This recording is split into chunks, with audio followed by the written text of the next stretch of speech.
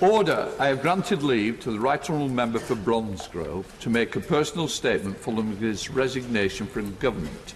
I remind the House that there can be no debate arising from such statements nor interventions. I call Sajid Javid, the Right Honourable Member. Thank you, Mr. Speaker. It has been 8 years since I last stood to speak as a backbencher, and it is a privilege to do so again. When I left these benches, it was to become a minister in the Treasury, and it seems apt that I went back to whence I came, the circle of life. I'm very proud to represent the good people of Bromsgrove, and I will, of course, continue to do so. I will also continue to champion the causes that I believe in most, albeit from outside the government.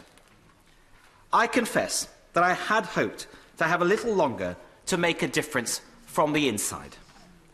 So, with thanks for your permission to speak, Mr. Speaker, I thought it would be appropriate to briefly explain first to the House why I felt that I had to resign as Chancellor of the Exchequer. I would also like to take this opportunity to thank all those colleagues in this chamber and beyond for their messages of thanks in the last 2 weeks. And I want to take the opportunity too to thank my family for their love and patience over the last few years. Yeah. I came into politics, Mr. Speaker, to give something back to the country that has given me so much.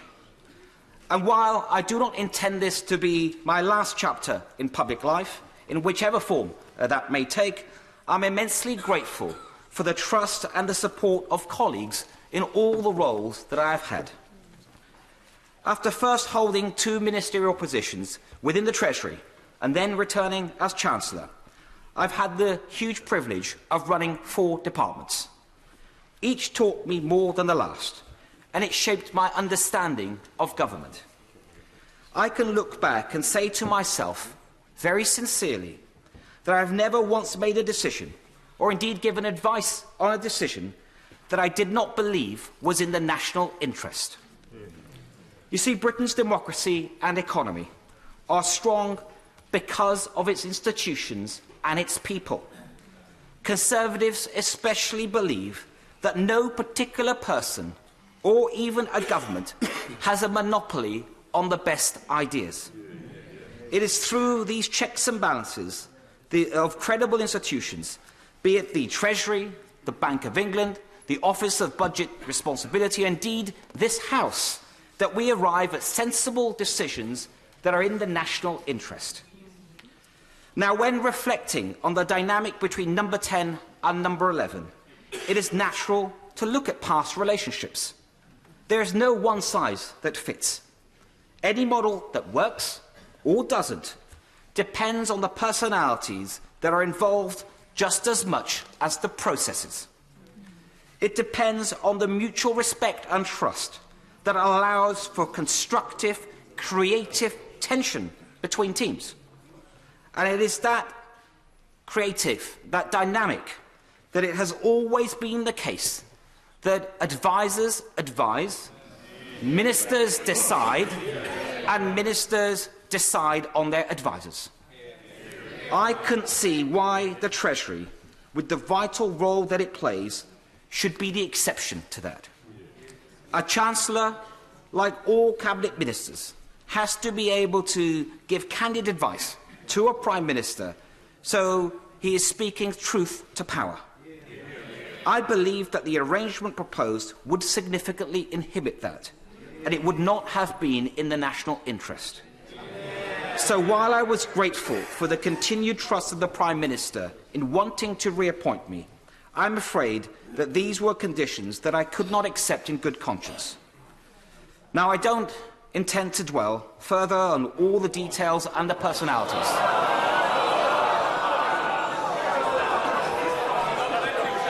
The comings and goings, if you will.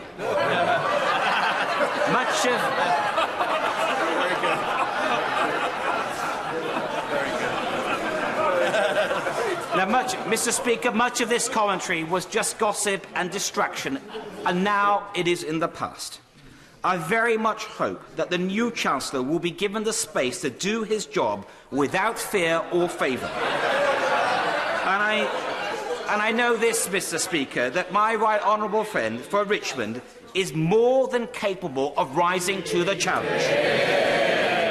He worked for me as a local government minister and as Chief Secretary, and I could not have asked for a better working relationship. Indeed, I had lobbied the PM for him to be given the role as Chief Secretary and to keep it at the recent reshuffle, but I didn't get my way on that one. So, my right honourable friend, the Prime Minister, has won a huge mandate to transform our country.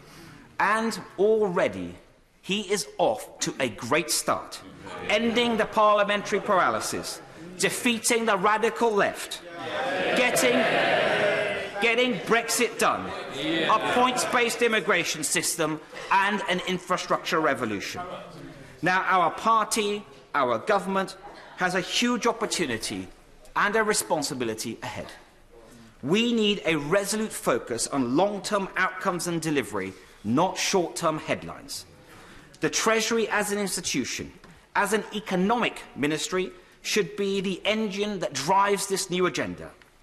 And since last summer, it has done just that, from planning properly for Brexit to bringing in a generational step change in infrastructure investment, from rewriting the Green Book to better favour our regions, to long-term thinking on human capital and designing the blueprint for levelling up across our country.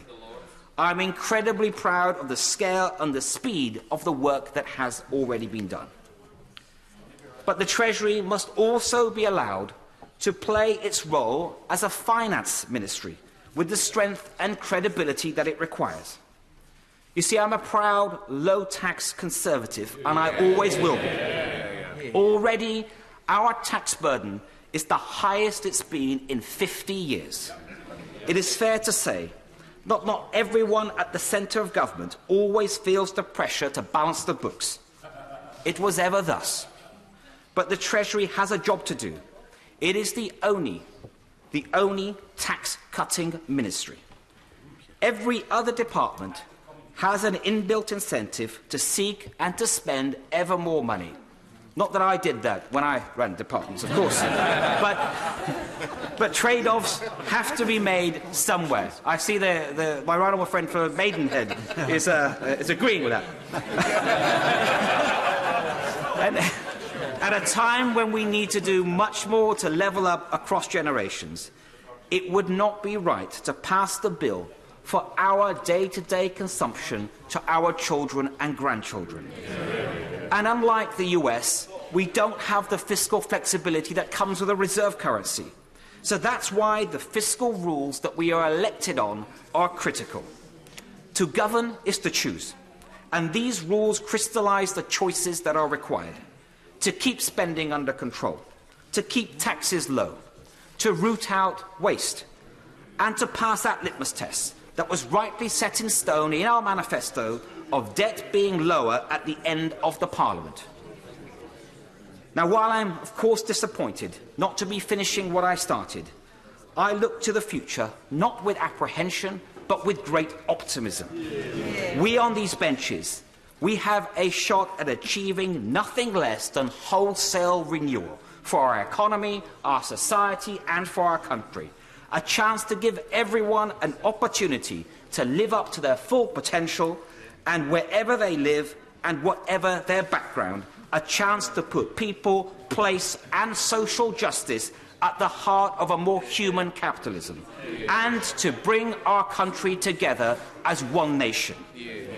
Mr. Speaker, I know that this is a shared vision, and I firmly believe that my right honourable friend, the Prime Minister, has the tenacity, the energy and the skill to see it through.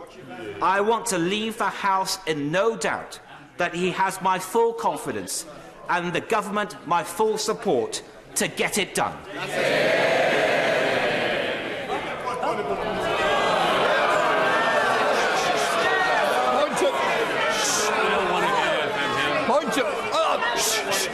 Just sit down.